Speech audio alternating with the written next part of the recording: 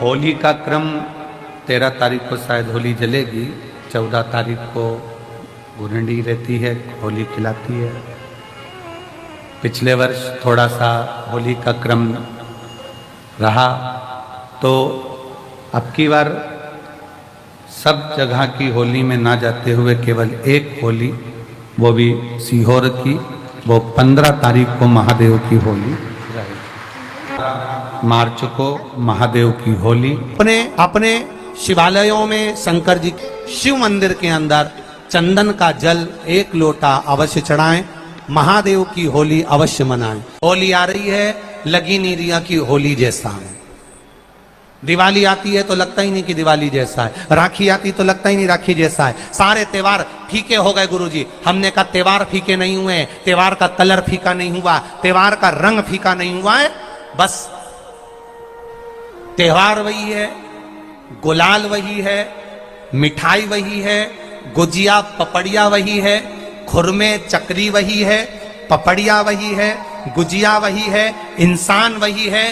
बस बाजार में से जो रौनक समाप्त नहीं हुई है, रौनक आपके भीतर की समाप्त हो गई। आपके भीतर इतनी ईर्ष्या भराती गई, इतनी ईर्ष्या भराती गई, इतनी ईर्ष्या भराती गई कि वो ईर्ष्या के कारण, उस अहंकार के कारण, उस अहम के कारण तुम एक दूसरे से मिलना पसंद नहीं कर पाते। पहले के लोग कहते थे हमारे यहाँ जब होली होती थी इतने लोग आते थे, मिलने जाते थे, गुलाल लेकर जाते थे। आजकल तो कोई दिखता नहीं है। कारण केवल इतना सा है, तुम्हारा अहंकार, तुम्हारा ईगो, तुम्हारा अभिमान तुम्हें अपने घर से बाहर नहीं निकालता। तुम घर से बाहर नहीं निकलते अपने अहंकार के कारण, अपनी काया के कारण, अपनी अभिमतता के कारण। आप दूसरे से मिलना पसंद नहीं करते। जरा सा कोई ने कलर लगाया तुम्हें क्रोध आ गया, जरा सा किसी ने गुलाल लगाया तुम्हें गुस्सा आ गया, जरा सा कोई आया भाभी जी भैया जी करके गुलाल लगा गया, तुम न न न न न न न न न कहां जाओ।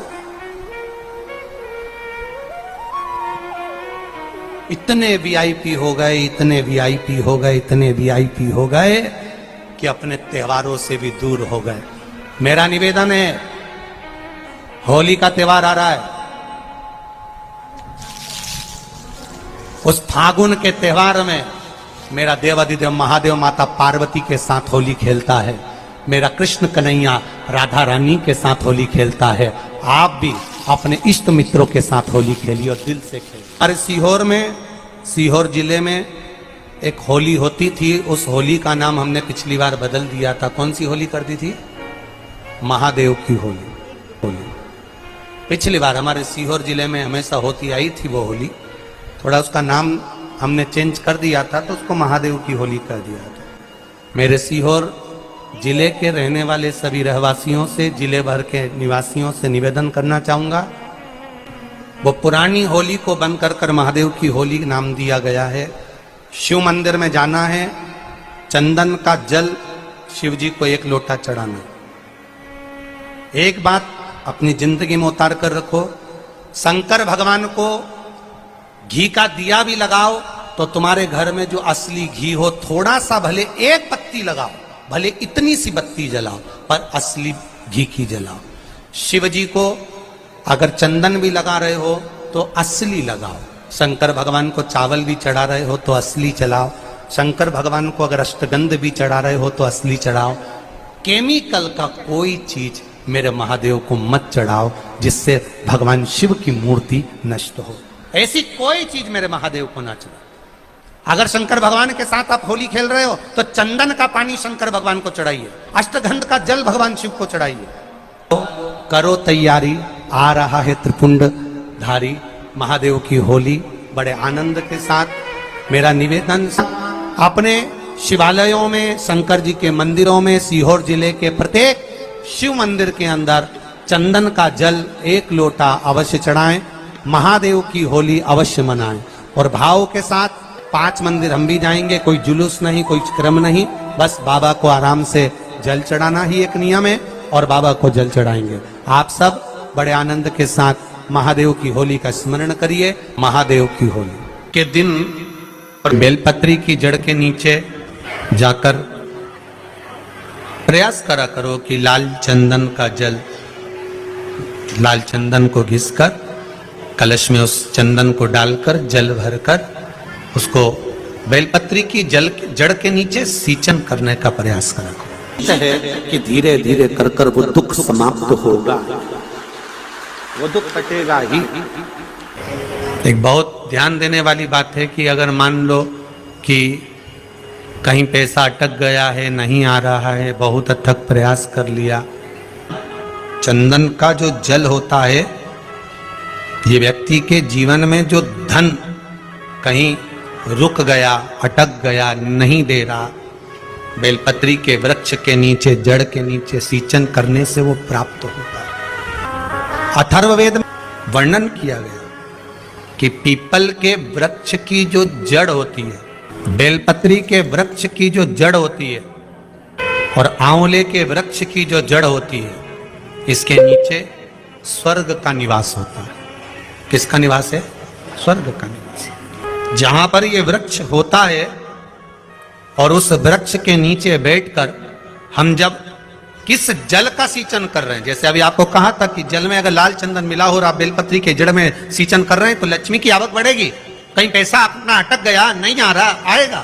पीपल की जड़ में इत्र का जल, पीपल की जो जड़ होती है उसमें इत्र का पानी, थोड़ा सा जल, उसमें थोड़ा सा इत्र का भाग हो।